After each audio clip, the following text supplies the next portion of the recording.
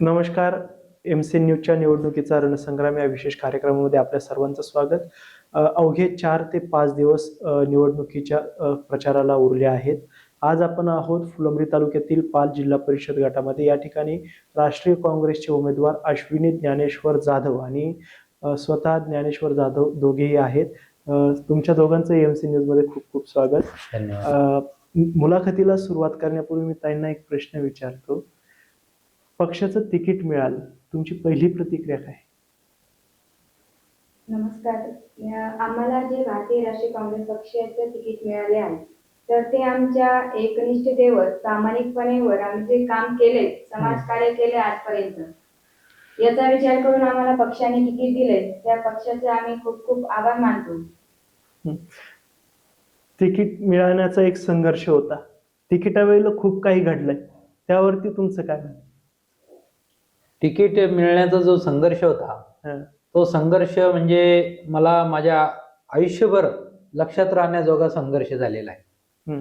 आणि तो संघर्ष करत असताना कुठेतरी जे स्पर्धक होते, तर त्या स्पर्धकामध्ये आम्हाला सुद्धा काही वेळेस शेवटच्या अंतिम टप्प्यामध्ये समोर येऊन नेत्यांना शब्द द्यावा लागला की आता हे जास्त ताणायचं असतं पण तुटू द्यायचं नसतं. या पद्धतीनं आम्ही नेत्यांना बोललो की आता तुम्ही ज्याला पण तिकीट देणार त्याचं काम आम्ही प्रामाणिकपणे करणार. मी सुद्धा बोललो, माझे जे स्पर्धक होते ते सुद्धा बोलले.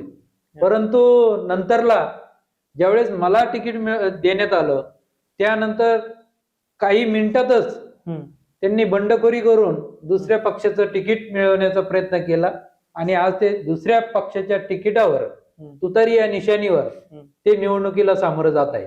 बर, तुम्ही देखील आता निवडणुकीला सामोरे गेले, पक्षाचं समीकरण जुळवलं, परंतु तुमची राजकीय पार्श्वभूमी काय? राजकीय पार्श्वभूमी जर बघितली तर मला कुठलाही राजकीय वारसा नाही. मी शालेय जीवनापासून समाजकारण हेच टार्गेट माझ्या डोक्यात होतं. बर, समाजकारण म्हणता तुम्ही, मग समाजकारणातून पक्षीय प्रवेश कसा? समाजकारणातून पक्षीय प्रवेश यासाठीच केला की ज्यावेळेस आपण जनतेच्या दरबारात जातो तर जनतेकडून आपण काहीतरी त्यांच्यासाठी केलं पाहिजे अशी त्यांची मागणी असते. आणि ती मागणी जर पूर्ण करायची असेल तर आपण कुठल्या तरी पदावर असणं फार गरजेचं असतं. तुम्ही म्हणतात की जनतेसाठी काहीतरी केलं पाहिजे. आता निवडणुकीला सामोरे जात आहे, पक्षाने तिकीटही दिलंय. आता तुमच्याकडे असं कुठलं विजन येते जनतेसाठी काहीतरी करायचंय? माझ्या समोर सर्वात महत्वाचं म्हणजे शिक्षण, आरोग्य, कृषी आणि बेरोजगारी, हे असे प्रमुख विषय माझ्याकडं, माझं विजन म्हणून मी त्यावरती काम करणार आहे. आज आपण बघतोय की शाळांची जी दुरावस्था झालेली आहे, जे आरोग्याचं आपण बघतोय गावागावात उपकेंद्र शासनाकडून उभारण्यात आलेले आहेत, पण डॉक्टर आहे तर सिस्टर नाही, सिस्टर आहे तर मेडिसिन नाही, अशी अवस्था सगळीकडे आपल्याला पाहायला मिळते. हे कुठंतरी थांबलं पाहिजे, यासाठी ठोस पावलं उचलल्या गेली पाहिजे, असा आमचा प्रयत्न राहणार आहे. तर तुम्हाला आता परत एक प्रश्न विचारतो, मागचाच एक प्रश्न पुढे कंटिन्यू करतो. तिकिटासाठी संघर्ष होता, तिकीट मिळालं, त्यावेळी तुमच्या दोघांमध्ये कमिटमेंट झाली होती की ज्याला तिकीट मिळेल त्याचा प्रचार करायचा. त्यानंतर त्यांनी तुतारी घेतली, तुम्ही पंजाची साथ घेतली. कोणी आता धनुष्यबाणासोबत लढतंय आणि भाजपचंही लढतंय, चौरंगी लढत होते. तुम्हाला काय मोठं आव्हान वाटतंय? आव्हान वगैरे काही नाही. सरळ मला ज्या दिवशी तिकीट मिळालं त्याच दिवशीपासून मी जनतेला सामोरं जातोय. तर मला जनतेकडून असं भरभरून प्रेम मिळतंय, प्रतिसाद मिळतोय. मग मला आव्हान वगैरे असं काही जाणवत नाहीये. कारण मी जर जनतेत नसतो आणि आता फक्त कसं तरी पक्षाकडं सेटिंग लावून जर मी तिकीट आणलं असतं तर मला ते खूप मोठं आव्हान माझ्या समोर असतं, तयार झालं असतं. पण मी कायम जनतेमध्ये असल्यामुळे मला कुठल्याही प्रकारचं आव्हान वगैरे असं काही वाटत नाही. बर, ताई, तुम्हाला प्रश्न विचारतो. मागील काही दिवसांपासून सरांनी सांगितलं की मी नेहमीच जनतेत असतो, मला कुठलंही आव्हान वाटत नाही. तुम्ही जनतेत जातात, पण आता सध्या प्रचाराच्या निमित्ताने प्रत्येक वाड्यात वस्तीत जात आहेत. कुठल्या समस्या प्रामुख्याने जाणवत आहे, ज्या की लोक एकतर तुम्हालाही जाणवत आहे आणि नागरिकही तुमच्या समोर मांडतायत? आता आम्ही जेव्हा गावागावामध्ये जातोय तिथे नागरिक आम्हाला बऱ्याचशा समस्या आमच्या समोर मांडतायत की गावातले होणारे पाण्याची दुर्व्यवस्था, रस्ते रस्ते कुठेतरी खराब झालेले, खड्डे पडलेले, घरांची दुरावस्था, त्यांना घर बरेच जुने झाले, म्हणजे घरकुल आतापर्यंत भेटलेले नाही. बऱ्याच योजना आपण शासकीय योजना आता येत आहेत, पण त्या योजनेचा त्यांना लाभ भेटत नाहीये. तर त्या योजनेचा आम्हाला लाभ मिळवून द्या अशी त्यांची अपेक्षा आहे. तर ती आम्ही नक्कीच करू. बरं, ठीक आहे. जनतेने तुम्हाला कौल दिला, तुम्ही निवडून गेलेत, कुठले कामं करायला आवडेल?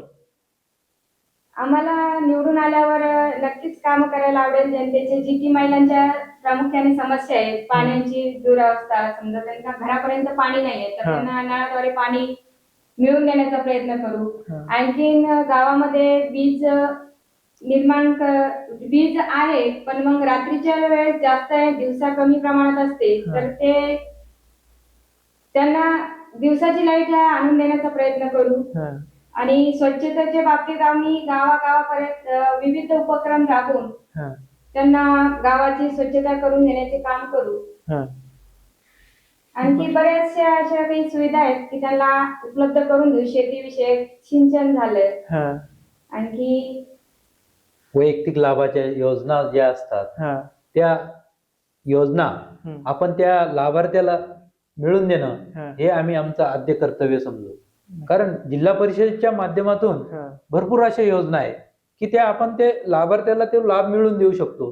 परंतु आजकाल आपण बघतो की ग्रामीण भागामध्ये त्या योजना त्या शेतकऱ्यापर्यंत, त्या लाभार्थ्यापर्यंत त्या जात नाही. आणि खऱ्या अर्थानं लोकप्रतिनिधीचं हे काम आहे की ते आपण त्या गावातील सर्वसामान्यातील सामान्य माणसाला त्या योजनेचा लाभ मिळवून देणे, जेणेकरून त्याचं जे कुटुंब आहे, परिवार आहे, तर तो त्याच्या परिवार चालवण्यासाठी आपल्या माध्यमातून त्याला काहीतरी मदत होऊ शकते.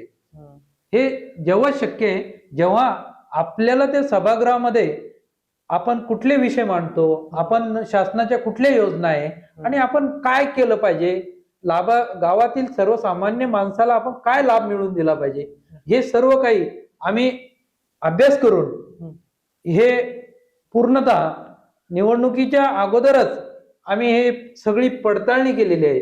आणि नक्कीच येणाऱ्या काळात जनता जनार्दन आम्हाला संधी देईल आणि संधी दिल्यानंतर आम्ही नक्कीच प्रत्येक सामान्यातल्या सामान्य माणसाला न्याय देण्याचा प्रयत्न करू. हाच प्रश्न मी आता तुम्हाला दोघांना एक म्हणजे शेवटचा करतो. या मुलाखतीच्या शेवटाकडे आपण जातोय. तुम्ही या MC न्यूजच्या माध्यमातून नागरिकांना काय आवाहन करशाल? ताई, तुम्ही पहिली सांगा. आम्ही नागरिकांना हेच आवाहन करतो की तुम्ही आम्हाला तुमच्यातल्याच या सर्वसाधारण परिवारातले जे आम्ही उमेदवार आहेत, तर या उमेदवाराला तुम्ही सगळ्यांनी सहकार्य करून आम्हाला जास्तीत जास्त मतांनी निवडून द्या, ही सगळ्या जनताच्या चरणी आमची प्रार्थना असेल. आणि निवडून आल्यावर आम्ही नक्कीच त्यांच्यासाठी, त्यांचे प्रश्न सोडवण्यासाठी लढत राहू. सर, तुम्ही काय आवाहन करशाल? मी या ठिकाणी मायबाप जनता जनार्दनांना, मतदार बंधू भगिनींना आवाहन करू इच्छितो की या येणाऱ्या 7 तारखेला तुम्ही पंजा या निशाणी समोरील बटन दाबून अश्विनी ज्ञानेश्वर जाधव यांना प्रचंड मताने विजयी करा, जेणेकरून या ठिकाणी खूप मोठा एक इतिहास या पाल जिल्हा परिषद गटामध्ये आपल्याला बघायला मिळेल. कारण आजची परिस्थिती जर बघितली निवडणुकीची, तर ही सरळ जनशक्ती विरुद्ध धनशक्ती अशी झालेली आहे.